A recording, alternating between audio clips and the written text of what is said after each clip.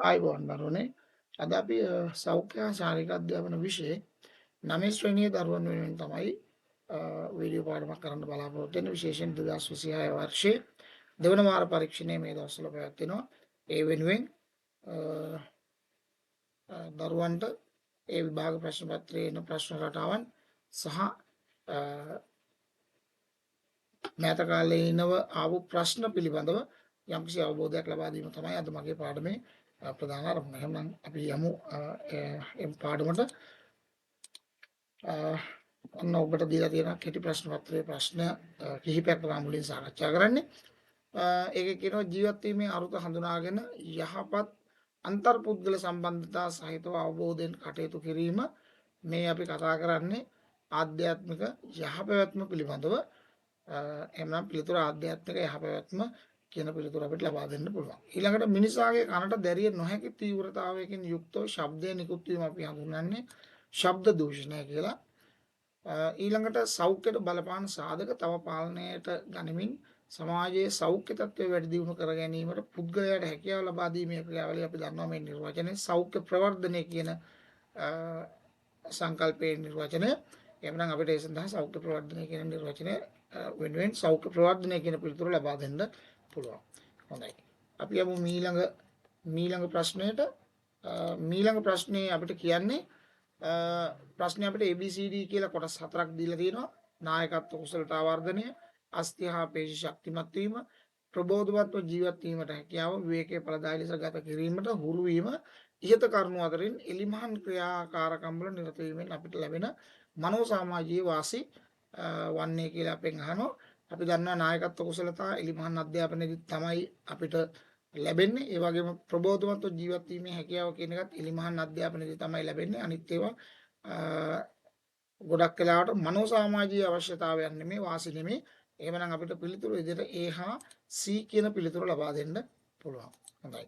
ඊළඟ ප්‍රශ්නය වොලිබෝල් ක්‍රීඩාවේදී ප්‍රහාරය සම්බන්ධව දැක්වෙන ප්‍රකාශ අතරින් නිවැරදි ප්‍රකාශය වන්නේ ඔන්න අපි කියනවා විරුද්ධ පිටියේ පවතින පන්දුවකට පහර දීම එක වැරදි. ඊළඟට පන්දුව අතින් ඇල්ලීම වැරදි. ඊළඟට පසුපෙළ ක්‍රීඩකයෙක් ඉදිරි පෙළට දැලේ උඩ පටේ ඉහළින් තියෙන පන්දුවකට ප්‍රහාරයක් එල්ල කිරීමත් වැරදි. එහෙමනම් විරුද්ධ පිළේ වළක්වන ක්‍රීඩකයන්ගේ දෑත් වල වැඩි පන්දුව ක්‍රීඩා පිටියෙන් ඉවතට යනසේ පහර දීම. එතකොට මේ ප්‍රකාශය තමයි හරි වෙන්නේ. එහෙමනම් අපිට ඒ පිළිතුර අපිට ලබා දෙන්න පුළුවන්. හොඳයි. ඊළඟට නෙට්බෝල් ක්‍රීඩාවේ රකින්න ක්‍රීඩිකාවගේ ප්‍රධාන අරමුණ වෙන්නේ ක්‍රීඩිකාවගේ ප්‍රධාන අරමුණ වෙන්නේ විරුද්ධ පිළේ ලකුණු ලබා ගැනීමේ අවස්ථා සීමා කිරීම සහ පමා කිරීම කියන කාර්ය. එහෙනම් ඒ සඳහා හතරවෙනි පිළිතුර අපිට ලබා දෙන්න පුළුවන්. හොඳයි. ඊළඟ ප්‍රශ්නයට යමු. පාපන්දු ක්‍රීඩාවේ පන්දුව තුලට විසි කිරීම සම්පූර්ණ වන්නේ පැතිරේකාවෙන් පිටතට ගිය පන්දුවක් නැවත ක්‍රීඩා පිටිය තුලට දැමීමෙන් තමයි පන්දුව තුලට විසි කිරීම සම්පූර්ණ කරගන්න පුළුවන් වෙන්නේ. හොඳයි. ඊළඟ ප්‍රශ්නය නෙට්බෝල් ක්‍රීඩාවේ විදින්නේ නැත්නම් GS ක්‍රීඩා පිටියේ යා හැකි වනුයේ මොන ප්‍රදේශවලටද කියලා අහනවා. ගෝල් කවය සහ ගෝල් ප්‍රදේශයට පමණයි යාට යන්න පුළුවන් වෙන්නේ. හොඳයි. ඊළඟ ප්‍රශ්නේ රූපේ දැක්වෙන්නේ වොලිබෝල් ක්‍රීඩාවේ බලන්න රූපේ ලබා ගැනීම තමයි මේ රූපෙන් දැක්වෙන්නේ. එහෙනම් අපිට ඒ සඳහා පිළිතුර ලබා දෙන්න පුළුවන්. ඊළඟට පන්දුවක් පමණක් උපයෝගී කරගෙන යෙදෙන ක්‍රීඩාවක් වන්නේ පහත සඳහන් වලින් පන්දුවක් පමණක් උපයෝගී කරගෙන කරන ඒවා මේ වලින් පාපන්දු ක්‍රීඩාව කියන එක තමයි අපිට පිළිතුරු විදිහට දෙන්න පුළුවන් වෙන්නේ. හොඳයි. අපි යමු ඊළඟ ප්‍රශ්නෙට. ඊළඟ ප්‍රශ්නය කියන්නේ මීටර් 400 දාවන පතේක මීටර් 100 වැඩි කිරීම හතර සහාය දීම සඳහා යොදාගත හැකි යෝග්‍යතම යෂ්ටි හෝමාරු ක්‍රමය වන්නේ මොකක්ද කියලා අපෙන් අහනවා. අපි දන්නවා මේක අපි ඉගෙන ගත්තා මිශ්‍ර මාරුව තමයි මේ සඳහා යෝග්‍යතම යෂ්ටි හෝමාරු ක්‍රමය විදිහට අපිට ගන්න පුළුවන් වෙන්නේ. ඊළඟ ප්‍රශ්නය අපිට කියනවා දුර පැනීමේ ඉසව්වකදී සාර්ථක පැනීමක් ලෙස සැලකෙන අවස්ථාවක් වන්නේ එක ක්‍රීඩකංකය නිවේදනය කිරීමෙන් පසු විනාඩියක් තුළ තම ප්‍රයත්නය ආරම්භ කිරීම. දුර පැනීමේදී කර්ණම් ගැසීම එක කරන්න බෑ වැරදි ක්‍රියාවක්.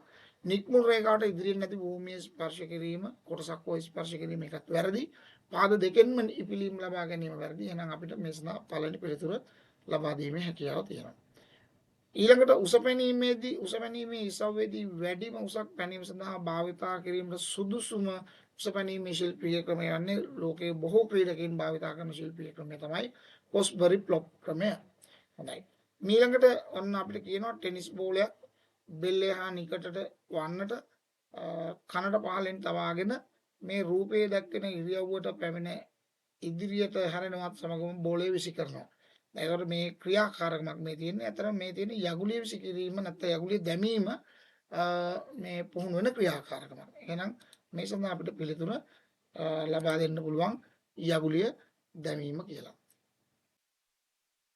හොඳයි අපි ඊළඟ ප්‍රශ්නයට යමු. ඊළඟ ප්‍රශ්නය කියන්නේ මීටර 400 දාන පතයක මීටර 100 වැඩි කිරීම 4 සහාය දීමේ තරඟය සඳහා වඩාත් සුදුසු යෂ්ටි වමාරු ක්‍රමය වන්නේ කියලා අහනවා. මේක අලුත් يعني ප්‍රශ්නයක් අලුත් එකක්. අපි මීට වෙලස්සිනින් ඉගෙන ගත්තේ මේ සඳහා භාවිතා කරන ශිල්පීය ක්‍රමය. දැන් ඒ ශිල්පීය ක්‍රමයම අපිට වෙනස් කරලා පිළිතුරක් ලබා දීලා තිනවා. ඇත්තටම අපි යෂ්ටිය දිහා බලන්නේ නැතුවනේ මේ ක්‍රමයේදී යෂ්ටිය ලබා ගන්න. එහෙනම් අපිට මේ සඳහා යෝග්‍යතම ශිල්පීය ක්‍රමය තමයි මිශ්‍ර මාරු ක්‍රමය. එහෙනම් මේක යෂ්ටිය දිහා බලන්නේ නැතුව ගන්න නිසා අපි ගන්නවා අදෘශ්‍ය මිශ්‍ර ක්‍රමය කියන එක. එහෙනම් ඔන්න ඔකයි ඒ සඳහා පිළිතුරු විදිහට අපිට ගන්න වෙන්නේ.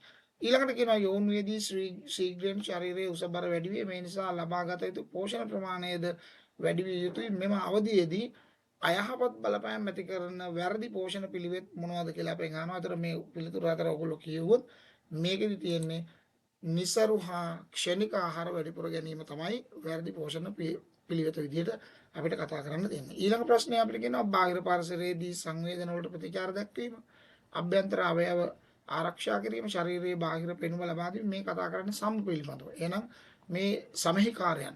එතකොට පිළිතුරු විදිහට අපිට ලබා දෙන්න පුළුවන් සම කියන පිළිතුර. හොඳයි. ඊළඟ ප්‍රශ්නයට අපි යමු. ඊළඟ ප්‍රශ්නේ අපිට තියෙන්නේ යෂ්ටි හුමාරු කලාපය පිළිබඳව.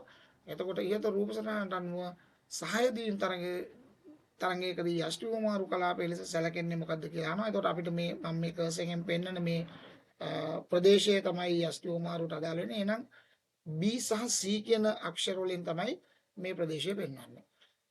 ඊළඟ ප්‍රශ්නේ අපිට කියනවා සහාය දීමේ තරඟයකදී ක්‍රීඩකයන් දෙදෙනෙකු අතර යෂ්ටි හුවමාරුවක් සිදු වන ආකාර රූපය දැක්වේ. යෂ්ටි මාරුව නිවැරදිව සිදු කරන ආකාරය දැක්වෙන්නේ නිවැරදිව සිදු කරන ආකාරය දැක්වෙන්නේ කියලා අපෙන් අහන්නේ.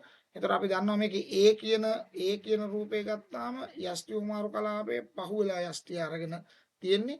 B කියන ක්‍රීඩකයා යෂ්ටි හුවමාරු කලාපයට පෙර යෂ්ටි අරගෙන තියෙනවා. එහෙනම් මේ අවස්ථා දෙකම අපිට ගන්න පුළුවන් වැරදි කියලා. එහෙනම් අපිට මේ සඳහා A සහ B රූප දෙකම වැරදි කියන එකයි අපිට ලබා ගන්න පුළුවන්. මොකද යෂ්ටිව මාරු කලාපයේ තිබීම තමයි ප්‍රධාන වශයෙන් මේකෙදි සිද්ධ වෙන්න ඕනේ. හොඳයි. අපි යමු ඊළඟ ප්‍රශ්නයට. ඊළඟ ප්‍රශ්නය අපිට කියන්නේ ශරීරයට අවශ්‍යම පෝෂ්‍ය පදාර්ථ අතුරින් ශුද්ධ පෝෂක ගණයට අයත් වන්නේ විටමින් සහ khනිජ ලවණ කියන පෝෂක තමයි මේ සඳහා පිළිතුරු විදිහට ගන්න වෙන්නේ. වැඩි ක්‍රියාශීලී පිරිමියෙකුට දිනකට අවශ්‍ය කරන කැලරි ප්‍රමාණය මේක අපි පාඩමේදී ඉගෙන ගත්තා. කැලරි 2700ක් පමණ කියලා. ඊළඟට ආහාර වල ඇති තන්තුමය ස්වභාවය අඩු වීමෙන් ඇතිවිය හැකි අයහපත් ප්‍රතිඵල අපි දන්නවා මලබද්ධය වගේ රෝග තමයි තන්තු ස්වභාවය ආහාර නොගැනීම නිසා ඇති වෙන්න පුළුවන්. එහෙනම් අපිට පිළිතුර මලබද්ධය ඇතිවීම කියන එක ලබා දෙන්න පුළුවන්. හොඳයි. ඊළඟට අපි යනවා දෙවැනි කොටසට අදාළ ප්‍රශ්න කිහිපයක් සාකච්ඡා කරන්න. ඔන්න අපිට ප්‍රශ්නයක් දීලා තියෙනවා මාලිකා 9 ශ්‍රේණියේ ඉගෙනුම ලබන ඉගෙනීමට වෙන්න ක්‍රීඩාවට එකසේ දක්ෂතා දක්වන දරියකි. ඇය පාසලේ සාහිත්‍ය සමිතියේ ලේකම්ද වන අතර නෙට්බෝල් කණ්ඩායමේ ප්‍රබල සමාජිකයෙක් වේ.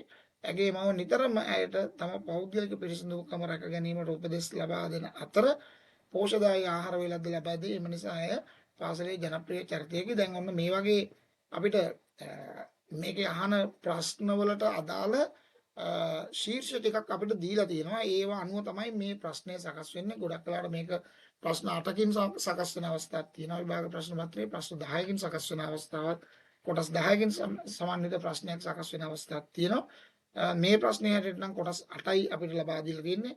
එහෙනම් අපි මේ සඳහා පිළිතුරු හොයාගමු. මේකෙදි කියනවා 9 ශ්‍රේණියේ ඉගෙනුම ලබන ශිෂ්‍යාවක් නෙමෙයි. එහෙනම් පළවෙනි එක මාලිකා පසුවන්නේ ජීවිතයේ කිනම් අවධියද අපි දන්නවා 9 ශ්‍රේණියේ ඉන්න දරුවෝ නව යොවුන් විය පසුවන දරුවන් විදිහට. එහෙනම් පළවෙනි එකට පිළිතුර නව යොවුන් විය.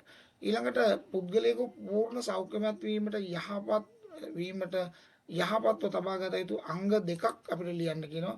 ඒකට අපි දන්නවා කායික, මානසික, සමාජීය, ආධ්‍යාත්මික කියන ක්ෂේත්‍ර හතරම අංශ දෙකක් නේ අපිට දෙන්න කියන්නේ. ඒ ක්ෂේත්‍ර හතරම ඇත්තටම මේ පූර්ණ සෞඛ්‍යයට ඍජුව බලපාන ඒවා.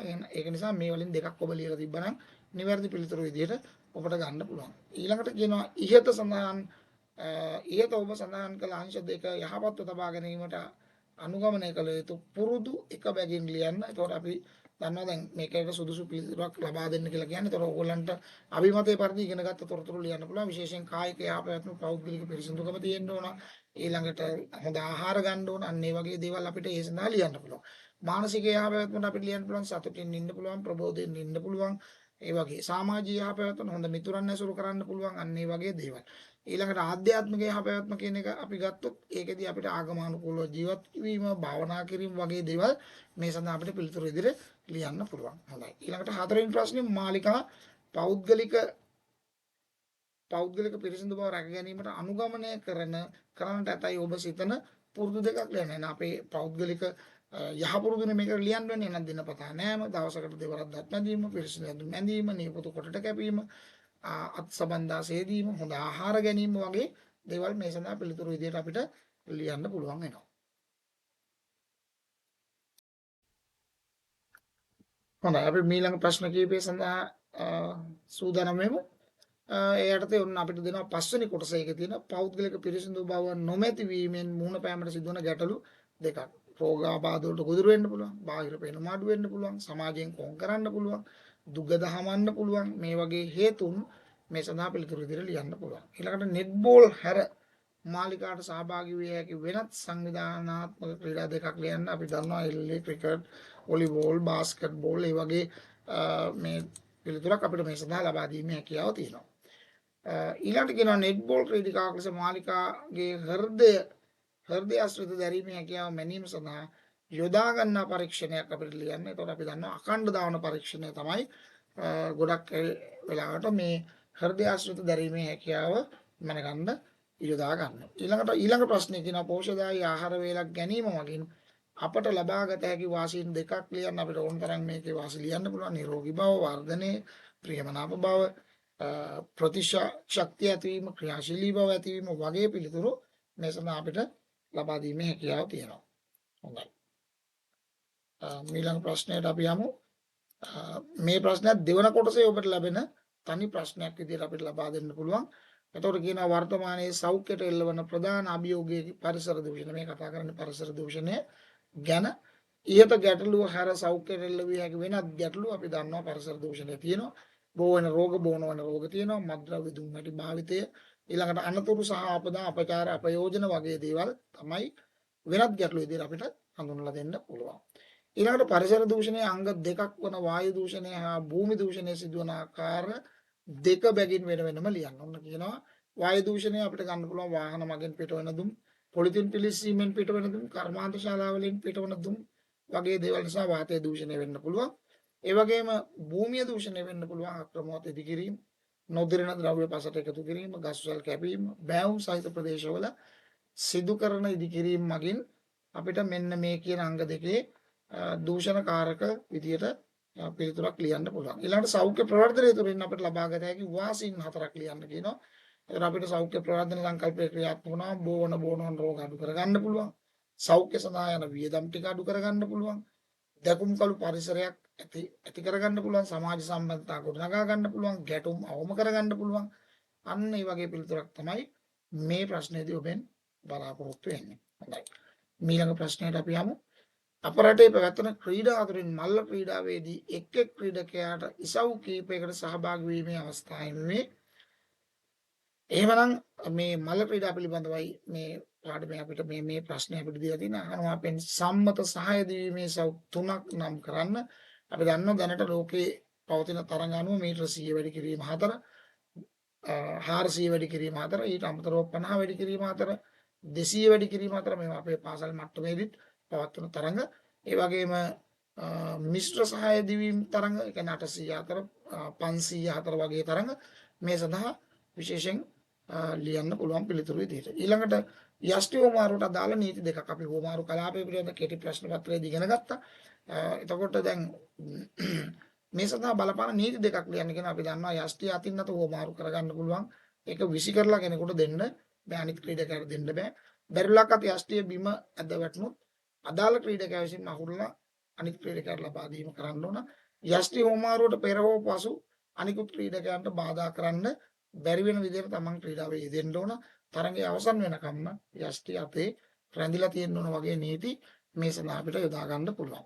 හොඳයි. ඊළඟ ප්‍රශ්නේ දුර පැනීමේ ඉසව්වේදී වැරදි පැනීමක් ලෙස සැලකෙන අවස්ථා දෙකක් ලියන්න. අපි දන්නවා දුර පැනීමේදී කර්ණම් ගැසීම, පාපෝරුවට නයිපිලිම් පෝරුවට පිටතින් නික්මීම, ඊළඟට අංකය නිවේදනය කිරීමෙන් විනාඩියක් තුලත් තමන්ගේ ප්‍රයත්නය ආරම්භ නොකිරීම, ඊළඟට පතිත වීමේ ප්‍රදේශය හරහා නැවත ඇවිදගෙන ඒම වගේ නීති මේ සඳහා අපිට ලියන්න පුළුවන් වෙනවා. හොඳයි. අපි යමු ඊළඟ ප්‍රශ්නයට. ඊළඟ ප්‍රශ්නය කියන්නේ ඔබේ ශරීරයේ ජීවය පවත්වා ගැනීම සඳහා මනාව සැකසුණු ජීව විද්‍යාත්මක නිර්මාණයක දැන් මේ ශරීරයට අයිති අවයවයන් පිළිබඳව තමයි මේ ප්‍රශ්නය අපිට දෙන්නේ. එයට අපිට දීලා තියෙනවා ශරීරයේ විශාලතම ඉන්ද්‍රිය වන සමමගින් නිටවන කාර්යයන් දෙකක් ලියන්න. අපි දන්නවා අපිව බාහිර පරිසරයෙන් ආරක්ෂා කරගන්න, දේහයේ උෂ්ණත්වය පාලනය කරගන්න, ඒ වගේම හොඳ පෙනුමක් ලබා දෙන්න, ඒ වගේ කාර්යයන් තමයි මේ සඳහා පිළිතුරු විදිහට අපිට ලියන්න පුළුවන් වෙන්නේ. ඊළඟට කියනවා සමය අසිරිය ආරක්ෂා කර ගැනීම සඳහා අනුගමනය කළ යුතු සෞඛ්‍ය පිළිවෙත් දෙකක් ලියන්න කියලා. අපි දන්නවා ප්‍රමාණවත් තරම් හොඳට ජලය පානය කරන්න ඕන, සම පිරිසිදු කරගන්න ඕන, තද සූර්ය කිරණ වලින් ආරක්ෂා වීම සඳහා අවශ්‍ය කරන ආරක්ෂිත උපකරණ භාවිතා කරන්න ඕන. අන්න ඒ වගේ පිළිතුරක් තමයි මේ ප්‍රශ්නේදී අපෙන් බලාපොරොත්තු වෙන්නේ. ඊළඟට කියනවා ඊළඟ ප්‍රශ්නේ අපිට දෙන්නේ කන පිළිබඳව. කනේ ආරක්ෂාව සඳහා ස්වභාවයෙන්ම සැකසී ඇති හැඩ ගැසීම් දෙකක් ලියන්න. අපේ කන ගැන හිතුවොත් අපිට මේක හොයා ගන්නව පුළුවන්. අපි දන්නවා කනට යමක් ඇතුළු වුණාම මේ කලාඳුරු නිසා ඒක ඇලෙනවා. එහෙනම් කන අභ්‍යන්තරයේ කලාඳුරු නිපදවීමට තියෙන හැකියාව ඒක විශේෂ මේ හැඩ ගැස්වීමක්. ඊළඟට ශ්‍රවණය සඳහා වැදගත් වන කම්බරය කන අභ්‍යන්තරයට වන ලෙස පිහිටා තිබීම. ඒක තාම ආරක්ෂිතව තියෙන නිසා අභ්‍යන්තරයේ පිහිටලා තියෙනවා. බාහිර ශබ්ද හොඳින් කන වෙත යොමු කර ගැනීම සඳහා කම්පෙති පිහිටලා තියෙනවා. එතකොට ලොකු ශබ්ද ප්‍රමාණයක් කන තුලට ලබා ගැනීමේ හැකියාව තියෙනවා. හොඳයි. ඊළඟ ප්‍රශ්නේ අපගේ ඇස් වලට දැන් මේ කතා කරන්නේ ඇස ගැන. අපේ ඇස් වලට ආගන්තුක ද්‍රව්‍ය ඇතුළු වීම වැළැක්වීම සඳහා පිහිට ඇති ශරීර කොටස් දෙකක් සඳහන් කරන විශේෂයෙන් අපේ ඇහැ හිතුවොත් ඇයි පිය ඇයි බැමි වගේ දේවල් මේ සඳහා යොදා ගන්නවා. ඊළඟට යම් විස බීජයක් ඇතුළු වූ ස්වභාවිකව මේ ඉවත් කිරීම සිදු කරන්නේ කෙසේද? කඳුළු ශ්‍රාව්‍ය වීමෙන් තමයි මේවා ඉවත් කරන්නේ. යමක් ඇහැට ඇතුළු වුණොත් ඒක ස්වභාවික ක්‍රියාකාරකමක් විදිහට තියෙනවා. අපි ඊළඟ ප්‍රශ්නයට යමු. ඊළඟ ප්‍රශ්නය කියන්නේ මල්ල ක්‍රීඩා ඉසව් අතරින් පැනීම ඉසව් සඳහා වන්නේ සුවිශේෂී ස්ථානයකි. ශාරීරික යෝග්‍යතාවයේ ඉහළ තලයක පවත්වා ගැනීම සඳහා නිවැරදි ශිල්පීය ක්‍රම භාවිතයෙන් පැනීමේ දක්ෂතා උපරිම ලෙස දැක්වීමට හැකියාව තියෙනවා. එතකොට මේ පැනීම ඉසව් පිළිබඳව යන සටහනක් තමයි ඒකට උන්න අපිට කියනවා මල් ක්‍රීඩා වර්ගීකරණය අනුව පහත සටහන සම්පූර්ණ කරන්න. පිටියේ ඉසව්, විසිකිරීම ඉසව්, පැනීම ඉසව් කියලා අපි දෙපැත්තට බෙදනවා. එතකොට අපි දන්නවා පැනීම ඉසව් වල එක සිරස් පැනීම, තිරස් පැනීම කියලා කැලි දෙකක් යනවා. ඒ යටතේ සිරස් පැනීම වලට මෙතන තියෙනවා උස පැනීම. එහෙනම් මේ කැලට යනවා රිට පැනීම. ඊළඟට මෙතන දුර තියෙනවා, මෙතන තියෙනවා තුම්පින්ම පැනීම. මේ තිරස් පැනීම වලට යන හිස් තැන් වලට එන පිළිතුරු බලන්න හරිද කියලා. එක සිරස් පැනීම, දෙක තිරස් පැනීම, තුන රිට පැනීම සහ තුම්පින්ම පැනීම. ඔන්න වගේ පිළිතුරක් මේ සඳහා භාවිතා වෙනවා. ඊළඟට උස පැනීමේ ශිල්පීය ක්‍රම අතරින් වර්තමානයේ ප්‍රචලිතම ශිල්පීය ක්‍රමය අපි මේ කෙටි ප්‍රශ්න පත්‍රයේදී ඉගෙන ගත්තා. පොස්බරි ප්ලොප් ක්‍රමය තමයි මේ සඳහා භාවිතා කරන්නේ. ඊළඟට උස පැනීමේ ශිල්පීය ක්‍රමයේ ප්‍රධාන අවධි 4 නම් කරන්න අපි දන්නවා. අවතීර්ණ ධාවනය, ඉපිලීම, හරස් දණ්ඩ තරණය කිරීම සහ පතිත වීම කියන කැලි 4 තමයි ප්‍රධාන අවධි 4 විදිහට ගන්න. ඔන්න ඒ පිළිතුර ඔයගොල්ලන්ට බලා ගන්න මම තිරය දක්වලා තියෙනවා. එතකොට මේ වගේ ප්‍රශ්නයකට මේ විදිහට පිළිතුරු සපයන්න වෙනවා අපිට. right. හොඳයි. අපි ඊළඟ ප්‍රශ්නයට යමු. ඊළඟ ප්‍රශ්නය